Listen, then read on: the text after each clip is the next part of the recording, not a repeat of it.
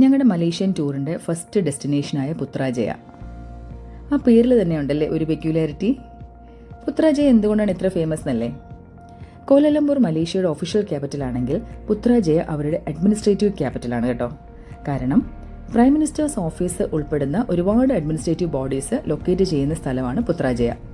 അതുകൊണ്ട് തന്നെ ഇതൊരു ഫേമസ് ടൂറിസ്റ്റ് സ്പോട്ടും കൂടിയാണ്. അതിൽ ഏറ്റവും പ്രധാനപ്പെട്ടതാണ് ആ ഗ്രീൻ ഡോം ഉള്ള ബിൽഡിംഗ് പർദാന പുത്ര.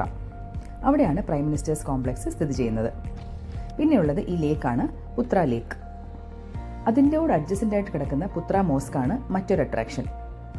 വിശാലമായിട്ടുള്ള ഈ പുത്ര പാർക്കും ഒട്ടും മോശമല്ല കേട്ടോ. പിന്നെ ഒരു ബ്രിഡ്ജ് ഉണ്ട് അവിടെ, അതിൻ്റെ പേരാണ് പുത്ര ബ്രിഡ്ജ്. അടുത്തതായിട്ട് ഒരു ഫുഡ് ജോയിൻ്റ് ആണുള്ളത്, സെലേറ പുത്ര. എല്ലാ പേരിൻ്റെയും കൂടെ പുത്ര എന്നുള്ള വേർഡുണ്ട്. ആകെ മൊത്തം ഒരു പുത്രമയം. എസ്കലേറ്റർ ഇറങ്ങി നേരെ താഴെ വന്നത് ആ ലേക്കിൻ്റെ ഫ്രണ്ടിലാണ്. നല്ല നീറ്റ് ആൻഡ് ക്ലീൻ ആയിട്ടുള്ള വിശാലമായിട്ടുള്ള ലേക്ക്. ഇതൊരു മാൻമെയ്ഡ് ലേക്കാണെന്ന് ഞാൻ പിന്നീടാണ് അറിഞ്ഞത്. ശരിക്കും ഞാൻ അത്ഭുതപ്പെട്ടു പോയി കേട്ടപ്പോൾ. ആ സ്ഥലമൊക്കെ നല്ല വൃത്തിയായിട്ടാണ് മെയിൻറ്റെയിൻ ചെയ്തേക്കുന്നത്. ഏതൊരു ടൂറിസ്റ്റിനെയും അട്രാക്റ്റ് ചെയ്യുന്ന രീതിയിൽ വെൽ മെയിൻറ്റെയിൻഡ്. ആ ലേക്കിൻ്റെ ഒരു സൈഡിൽ ഒരു ഫൗണ്ടൻ കൂടെ കണ്ടു, അതും നല്ല ഭംഗിയുണ്ടായിരുന്നു കാണാൻ. ഇതാണ് ഞാൻ നേരത്തെ പറഞ്ഞ ഫുഡ് ജോയിൻറ്റ്, സെലേറ പുത്ര. ഇവിടെ അത്യാവശ്യം കുറച്ച് സ്നാക്സും ഡെസേർട്ട്സും ഐസ്ക്രീംസും ഇതൊക്കെ കിട്ടും. പക്ഷേ ഞങ്ങൾ ബ്രേക്ക്ഫാസ്റ്റ് കഴിഞ്ഞിട്ട് വന്നതല്ലേ ഉള്ളൂ, അത് കാരണം ഒന്നും മേടിക്കാൻ നിന്നില്ല. അവിടെ കുറച്ച് നേരം നിന്ന് ഫോട്ടോസൊക്കെ എടുത്തതിന് ശേഷം നേരെ മുകളിലോട്ട് വന്നു. മുകളിലുള്ള ആ വിശാലമായ പാർക്കിൽ കുറച്ച് നേരമൊക്കെ കറങ്ങി നടന്നു. നല്ലൊരു പാർക്കിംഗ് ഏരിയ അവിടെ സെറ്റ് ചെയ്തിട്ടുണ്ട്. ആ പാർക്കിൽ ആവശ്യത്തിന് ചെടികളും മരങ്ങളും ഒക്കെ നട്ടുപിടിപ്പിച്ചിട്ടുണ്ടായിരുന്നു. ആ തണലിൽ ഒരുപാട് ടൂറിസ്റ്റ് വിശ്രമിക്കുന്നുണ്ടായിരുന്നു. അവർക്കിരിക്കാനായിട്ട് ഇൻബിൽറ്റ് ആയിട്ടുള്ള സ്റ്റോണിൻ്റെ ബെഞ്ചസൊക്കെ അവിടെ നിർമ്മിച്ചു വെച്ചിട്ടുണ്ട്. അത് കഴിഞ്ഞ് നേരെ പോയത് ഇവിടുത്തെ ഒഴിച്ചുകൂടാനാവാത്ത ടൂറിസ്റ്റ് സ്പോട്ടായിട്ടുള്ള പുത്ര മോസ്കിലോട്ടാണ്. പുത്രാജയയിൽ വരുന്നവരാരും പുത്ര മോസ്ക് കാണാതെ തിരിച്ചു പോകാറില്ല. അത്രയ്ക്ക് ഫേമസും ഇമ്പോർട്ടൻറ്റുമായിട്ടുള്ള ഒരു ലൊക്കേഷനാണ് ഈ പുത്ര മോസ്ക്.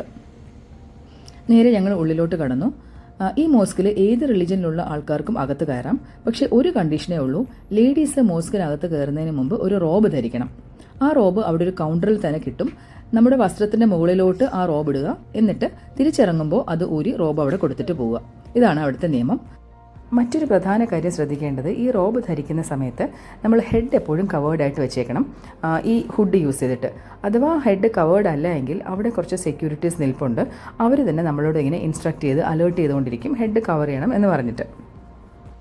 അങ്ങനെ ഞങ്ങൾ മോസ്കിൻ്റെ ഉള്ളിലേക്ക് കയറി ചെന്നപ്പോൾ തന്നെ ഭയങ്കര തണുപ്പ് ഉള്ളിൽ. അപ്പോൾ പെട്ടെന്ന് ഈ വെയിലും ചൂടും ഏറ്റിട്ട് തണുപ്പ് അനുഭവിച്ചപ്പോൾ എനിക്ക് ശരിക്കും പറഞ്ഞാൽ ഭയങ്കര ആശ്വാസവും സന്തോഷവും തോന്നി കേട്ടോ. അവിടെ ഞങ്ങളെപ്പോലെ തന്നെ വേറെയും കുറേ ടൂറിസ്റ്റ് ഉണ്ടായിരുന്നു.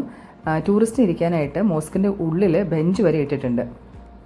ഈ മോസ്കിൻ്റെ ഏറ്റവും വലിയ പ്രത്യേകത എന്ന് പറയുന്നത്, ഇത് നിർമ്മിച്ചിരിക്കുന്നത് ടിൻറ്റഡ് റോസ് ഗ്രാനൈറ്റ്സ് ഉപയോഗിച്ചിട്ടാണ്.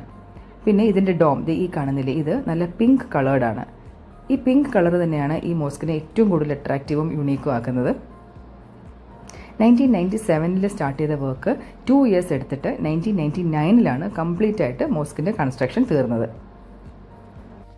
ഇവിടെ വിസിറ്റേഴ്സ് അലൗഡ് ആണെങ്കിലും പ്രെയർ നടക്കുന്ന ടൈം ആണെങ്കിൽ വിസിറ്റേഴ്സിനെ ഉള്ളിൽ കടത്തത്തില്ല. അപ്പോൾ അതിൻ്റെ ടൈമിങ്സൊക്കെ ഫ്രണ്ടിൽ ഒരു ബോർഡിൽ തന്നെ മാർക്ക് ചെയ്ത് വെച്ചിട്ടുണ്ട്. അപ്പോൾ അവിടെ പോകാൻ പ്ലാൻ ചെയ്യുകയാണെങ്കിൽ ആ ടൈമിങ്സ് അറിഞ്ഞിരിക്കേണ്ടത് അത്യാവശ്യമാണ്. ഇല്ലെങ്കിൽ നമുക്ക് അതിൻ്റെ ഉള്ളിൽ കയറി ഈ ഉള്ളിലുള്ള ഭംഗിയൊന്നും ആസ്വദിക്കാൻ പറ്റില്ല. ഈ പ്രെയർ ഏരിയയിൽ അറ്റ് എ ടൈം 15,000ഓളം വർഷിപ്പേഴ്സിനെ പ്രെയറിനായിട്ട് അക്കോമഡേറ്റ് ചെയ്യാൻ പറ്റുമത്രേ. അവിടെ നിന്നും നേരെ പുറത്തോട്ട് ഇറങ്ങുമ്പോൾ കാണുന്നത് ഈ കോർട്ട്യാർഡാണ്. പുത്ര ലേക്കാണ് അതിൻ്റെ അഡ്ജസ്റ്റൻ്റായിട്ട് കാണുന്നത്. ഒരുപാട് ചെടികളും പൂക്കളും ഒക്കെ ആയിട്ട് നല്ല രീതിയിൽ നല്ല അട്രാക്റ്റീവായിട്ട് മെയിൻറ്റെയിൻ ചെയ്തേക്കുന്ന ഒരു കോർട്ട്യാർഡാണ്. ഉള്ളിൽ എത്രത്തോളം ഭംഗിയുണ്ടോ അതുപോലെ ഭംഗിയുണ്ട് പുറത്തും. അങ്ങനെ എല്ലാം കൂടി ഓൾമോസ്റ്റ് ഒരു 30 മിനിറ്റ്സോളം മോസ്കിൽ സ്പെൻഡ് ചെയ്തതിന് ശേഷം ഞങ്ങൾ പുറത്തേക്ക് ഇറങ്ങി. ഇത് ഫ്രണ്ട് സൈഡിൽ കാണുന്ന കോർട്ട്യാർഡാണ്. അതുവഴി നടന്ന് നേരെ പാർക്കിലേക്ക് വന്നു. ഇനി നേരെ പാർലമെൻറ്റ് മന്ദിരത്തിൻ്റെ ആ ഭാഗത്തേക്ക് പോയി അവിടുത്തെ കുറച്ച് കാഴ്ചകളൊക്കെ കാണണം എന്നായിരുന്നു ഞങ്ങളുടെ ഇനീഷ്യൽ പ്ലാൻ. പക്ഷേ മോസ്കിൽ നിന്ന് തിരിച്ചിറങ്ങിയപ്പോഴേക്കും വീണ്ടും ആ വെയിലും ചൂടും ഒക്കെ കൊണ്ട് ഞങ്ങൾ കുറച്ചും കൂടെ ടയേർഡായി. അപ്പോൾ എങ്ങനെയെങ്കിലും തിരിച്ച് സ്റ്റേ ചെയ്യുന്ന സ്ഥലത്തോട്ട് എത്തിയിട്ട് ചെക്ക് ഇൻ ചെയ്ത് ഒന്ന് വിശ്രമിക്കണം എന്നുള്ളതായിരുന്നു ഞങ്ങളുടെ ഉള്ളിലുള്ള അതിയായ ആഗ്രഹം. അത് കാരണം പുത്രാജയുടെ വിസിറ്റ് ഞങ്ങൾ ഇതോടുകൂടി നിർത്താൻ തീരുമാനിച്ചു. പുത്ര സ്ക്വയറിൽ നിന്ന് കുറച്ചും കൂടെ വീഡിയോസും ഫോട്ടോസൊക്കെ എടുത്തതിന് ശേഷം ഞങ്ങൾ അവിടെ നിന്ന് തിരിച്ചു. അങ്ങനെ മലേഷ്യയിൽ വന്ന് ആദ്യമായിട്ട് കണ്ട ഡെസ്റ്റിനേഷനായ പുത്രാജയ എനിക്ക് ഭയങ്കരമായിട്ട് ഇഷ്ടമായി. നിങ്ങൾക്ക് ഇഷ്ടമായില്ലോ എന്ന് എന്നോട് പറയണം കേട്ടോ. ഞങ്ങൾ നേരെ കാറിൽ വന്ന് കയറി. ഞങ്ങളെയും കൊണ്ട് ഡ്രൈവർ കോലാലംപൂർ സിറ്റിയിലേക്ക് പോവാണ്. ഇനി നമുക്ക് അവിടെ വെച്ച് കാണാം. ഓക്കെ.